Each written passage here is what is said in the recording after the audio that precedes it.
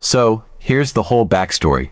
I 30 male have been good friends with a guy, let's call him Jake, also 30 male, for a while.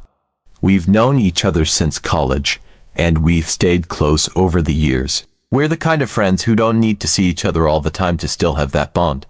So, when he started dating a girl, Sarah 28 female, about a year ago, I was really happy for him. He seemed super into her, and it was nice to see my friend in a good relationship. Over time, the three of us started hanging out together pretty often. I'd get invited to join them for dinners, events, and just casual hangouts. It was nice to feel included, and, honestly, I liked both of them a lot. At first, everything was pretty straightforward in terms of how we handled paying for things. Whenever we went out to eat, we just paid for ourselves. Jake would cover his own bill, and if Sarah was with us, he'd often pay for her too, which made sense, they're dating. I'd pay my own way, it's just how we did things. This unspoken arrangement worked well for everyone, and I never really thought twice about it. I appreciated that we were all on the same page, no awkward moments with splitting checks or anything. Jake and I are pretty practical guys, so we'd been used to handling things that way from the start. Then, a few months ago, it was Sarah's birthday. Jake wanted to make it special, and he invited me along to celebrate with them at a pretty nice restaurant. It wasn't our usual casual spot, this was a step up. I thought it was great that Jake wanted me there, it felt like he really valued our friendship. When we got to the restaurant, the three of us ordered whatever we wanted. I'll admit, they ordered a bit more than I did: appetizers, drinks, dessert, the whole works. But I didn't mind at all, because, hey, it was a birthday. It felt like a one-time thing where we just go with the flow. So, when the bill arrived, Jake suggested we split it evenly 3 ways in honor of Sarah's birthday. He said something like, let's keep it simple and just split it. I didn't really hesitate because I figured, why not? It's her special day, and this is my friend's girlfriend. I thought it was a nice gesture to help celebrate her birthday without getting bogged down in who ordered what. So, we split the bill evenly, and that was that. I didn't give it much thought afterward, but here's where things started to change. A couple of weeks later, the three of us decided to go out again. This time, it was just a regular evening, no special occasion, just a casual hangout at a different restaurant. We sat down, ordered our meals, and spent the evening chatting and laughing. I ordered my usual kind of meal, an entree and a drink, nothing too extravagant. Meanwhile, Jake and Sarah were going all out again. They ordered a couple of appetizers, each got a cocktail, and ended up splitting a dessert. At this point, I started noticing a pattern with how they ordered versus how I ordered, but I figured, whatever, it's their choice.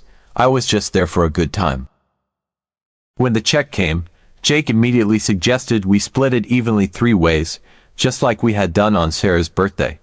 Now, I was a bit taken aback. I thought splitting the bill evenly was a one-time thing for her birthday, a special occasion. So, I gently pushed back, saying, hey, I thought that was just a one-time thing for Sarah's birthday. I was trying to keep it light, but Jake's response caught me off guard. He said something like, oh, we just liked the simplicity of it last time. It's so much easier than figuring out who ordered what. I glanced at the bill, and, sure enough, their side of it was much higher than mine. I had kept my order modest, but their combined total was almost double what I'd ordered. I felt a bit uncomfortable and said, I just ordered a lot less than you guys. I'd prefer to just pay for my own meal, like we did before. I was trying to be respectful and clear, but Jake's tone shifted.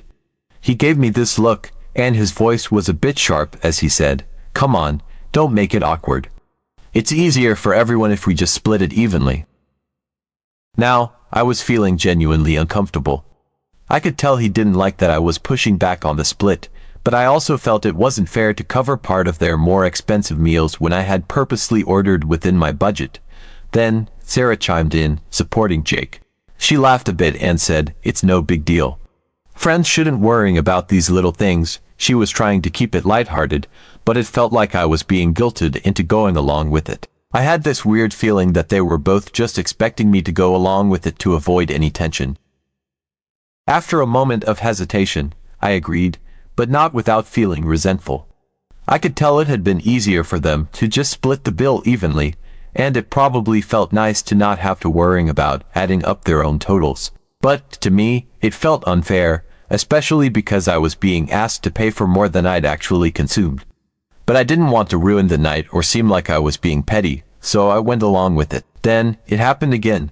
The next time we went out, they suggested splitting the bill evenly right off the bat, and I found myself in the same awkward situation. This time, I ordered even less, hoping they'd see that I wasn't on the same page with this new equal split arrangement. But when the check came, Jake said, "All right, let's just split it 3 ways." I tried to laugh it off and asked, "Is this how we're doing it every time now?" Sarah looked at me and said, "Yeah, it's so much simpler. We're all friends here, right?" I felt trapped. They were both looking at me, expecting me to just go along with it again. I didn't want to be the difficult one, but I also felt like they weren't respecting my boundaries. This wasn't how we had started, and I missed the simplicity of just paying for my own food without any pressure. But I could see that if I said no, it would create tension, and I valued our friendship. So now, here I am, wondering if I'm the asshole for wanting to go back to our original arrangement. It's not about the money, it's about feeling pressured into paying for things I didn't order and not being listened to. Part of me thinks I should just let it go to keep the peace, but another part of me feels like this situation is fundamentally unfair. Am I overthinking this, or am I justified in feeling like I should only pay for my own meal, like we did before? Update 1. Alright, so here's the continuation. About a week after that last uncomfortable dinner, I get a message from Jake. He tells me that he and Sarah are starving and asks if I want to join them at a restaurant that evening. Right away, I had a gut feeling that we were heading down the same road again. I mean, every time we'd gone out recently, the whole splitting the bill evenly thing kept coming up, and I was getting pretty tired of being pressured into it. I felt like I wasn't being heard, and it was starting to bother me more and more. But here's the thing, I didn't want to flat out say no and look like I was avoiding them. I value my friendships, and I didn't want to cause a rift, so I agreed to go, but I made a little plan of my own. That evening, I decided to eat a full meal before meeting up with them. I'm talking about the kind of meal that leaves you feeling completely stuffed. I figured, if I'm already full, then I won't have to order anything, which means I won't have to deal with splitting a bill for food I didn't even eat. This way, I could still hang out with them without feeling like I was being taken advantage of. When I arrived at the restaurant, I felt pretty confident in my plan. I was stuffed, and there was no way I'd be tempted to order anything. We sat down at the table, and right away, Jake and Sarah started looking over the menu, clearly starving and excited to order. I just sat there, sipping on a glass of water, feeling content and genuinely not hungry. They both ordered pretty much right away, going for appetizers, entrees, drinks, the whole shebang. It was like watching the same scene play out, except this time I was prepared.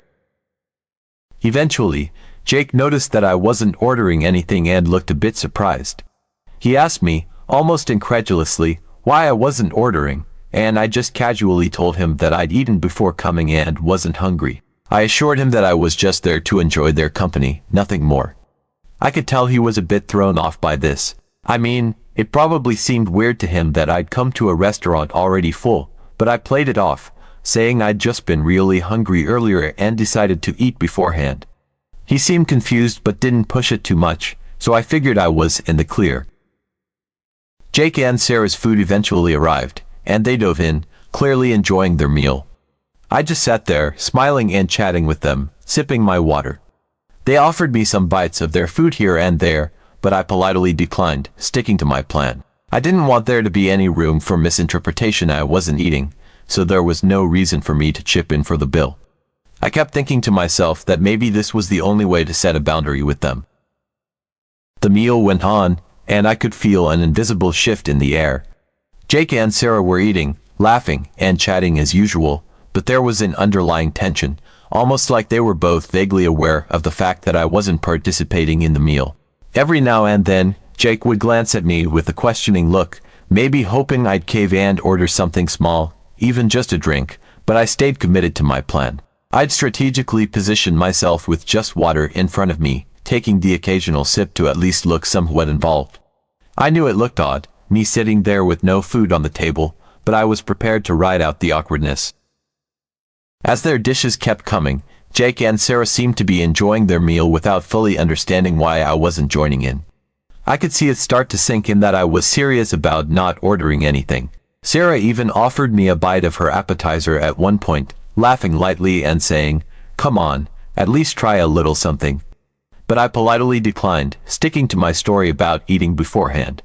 I could see her trying to brush off the awkwardness with humor, but it was clear they were both caught off guard by my decision. When the main courses came, I could feel both their eyes on me as they began eating. Jake paused a couple of times, clearly on the verge of asking again if I was sure I didn't want anything, but he held back, probably sensing my resolve. Sarah, too, seemed a bit thrown off, like she was trying to piece together why I would agree to come to a restaurant if I wasn't planning on eating. But I just kept the small talk going, trying to steer the conversation toward casual topics, hoping to diffuse the tension that was building beneath the surface. Finally, when they were finished and the server brought the check, the moment I'd been anticipating arrived. Jake didn't miss a beat. He reached for the bill and, just like clockwork, suggested we split it. I could feel my heart race slightly, but I kept my cool, calmly sitting back and not making a move. They both paid their parts without a second thought, then looked expectantly at me, waiting for my contribution. But I didn't reach for my wallet. I sat there, feeling the weight of their stares, but I stayed resolute. I could see the confusion flicker across Jake's face, his eyes narrowing slightly as he processed what was happening. After a beat, he finally asked, genuinely puzzled, why I wasn't putting in any money. I looked back at him calmly and explained, as tactfully as I could, that since I hadn't ordered anything, I didn't see a reason to pay. I pointed out that I was only there for their company and that I hadn't eaten anything, so it didn't make sense for me to contribute to a meal I hadn't participated in. As I explained, I watched Jake's expression shift. His initial confusion turned to mild frustration, and I could see him struggling to understand or maybe just not wanting to accept what I was saying. Sarah sat quietly, but the look on her face said it all. She was clearly uncomfortable with the direction things were going. Jake, still processing, finally said something about how we're friends and how it should be no big deal to split things evenly, especially since we'd done it before. There was an implication in his tone, like I was the one making things awkward by refusing to chip in. He seemed genuinely put off by the fact that I wasn't automatically agreeing to this simpler way of handling the bill. I could tell that, in their minds, this arrangement was supposed to be seamless and easy. But I felt the tension building between us, and I could feel the silent judgment behind their stares, like I was somehow being petty or difficult. Jake's insistence that friends don't make a big deal about money hit me in a strange way. It felt like he was using our friendship to guilt me into compliance, rather than respecting the fact that I hadn't participated in the meal. As they both sat there, clearly caught off guard and annoyed, I realized that I was finally making my stance clear, even if it was uncomfortable for all of us. But at that point, I'd had enough. I calmly told him that friends respect each other's boundaries, and I wasn't comfortable splitting the bill when I hadn't ordered anything. I wasn't about to keep paying for food I didn't eat, especially after making my position clear. I thanked them for inviting me and got up to leave. I could see the look of surprise and maybe even a little anger on their faces as I walked out. I knew they hadn't expected me to stand up for myself like that. On the way home, I kept thinking about the whole situation. I felt a weird mix of satisfaction and guilt. Part of me was glad that I finally took a stand, but another part of me wondered if I'd overstepped somehow. I started questioning if I'd handled it the right way or if I'd just alienated two of my closest friends over a dinner bill. Update 2. A day after that uncomfortable restaurant visit, I got a message from Jake. I'd been half expecting something, but actually seeing his name pop up on my screen gave me this odd mix of dread and anticipation. He didn't waste any time getting straight to the point. According to him, the way I'd acted at the restaurant was out of line. He said it wasn't what friends do to each other, that friends don't pull stunts like eating before a meal out. The way he worded it made it sound like I'd somehow betrayed some unspoken code of friendship by daring to show up at a restaurant without ordering anything.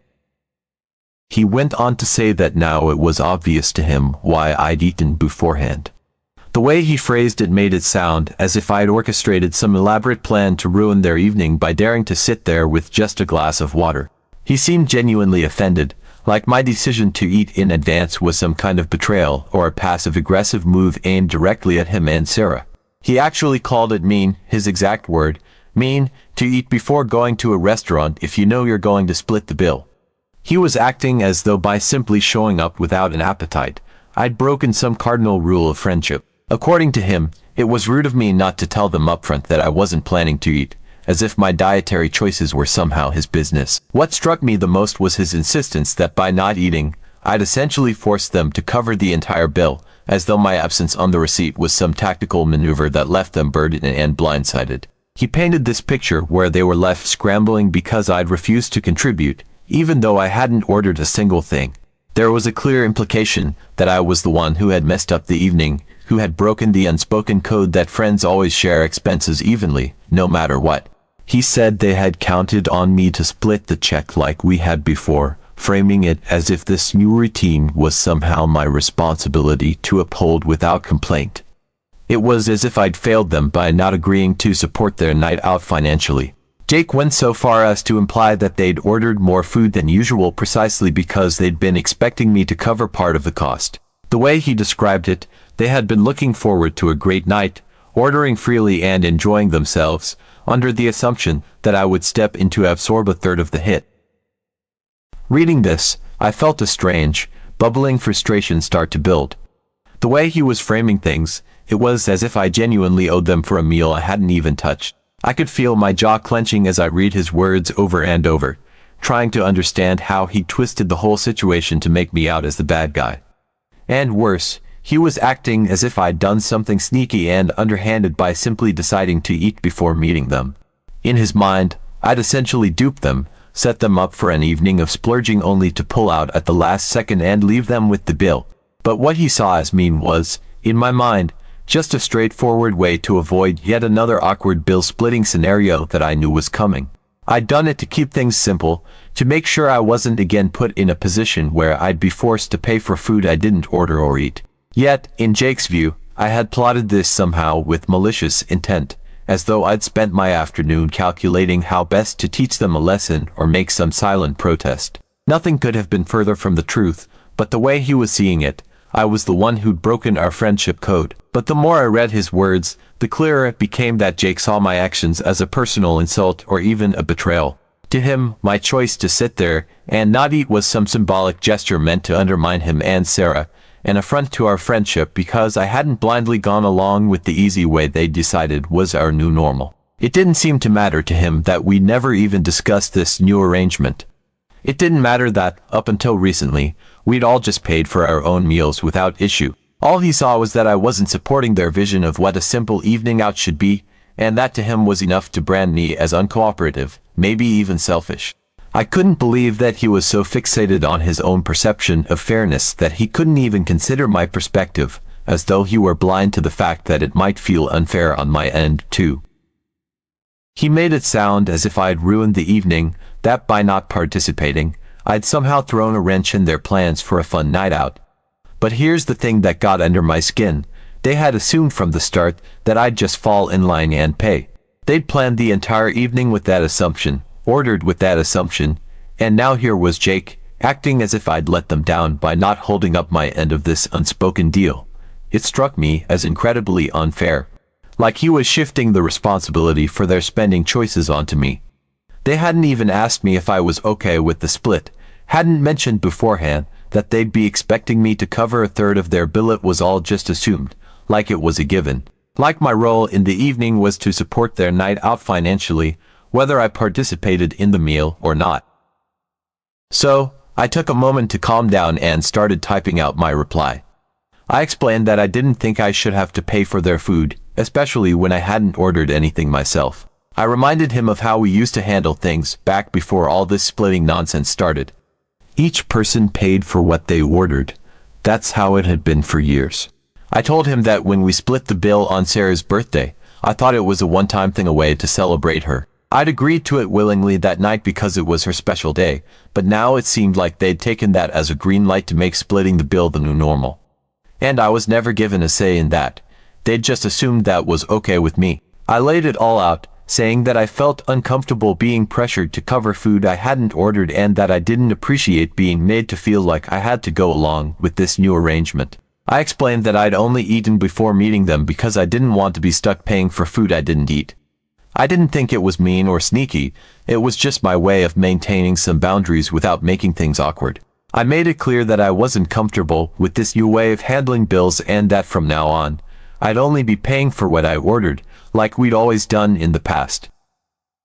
Jake's response came pretty quickly, and I could tell he wasn't happy. He didn't seem to understand why I was making such a big deal out of something he saw as a convenient way of handling things. To him, splitting the bill evenly was a simple solution, and he couldn't wrap his head around why I was resisting it. He seemed genuinely baffled that I wouldn't just go along with it, like he saw it as some kind of betrayal that I wasn't willing to share the cost equally with them. He implied that I was somehow ruining the vibe by refusing to just be a friend and split things.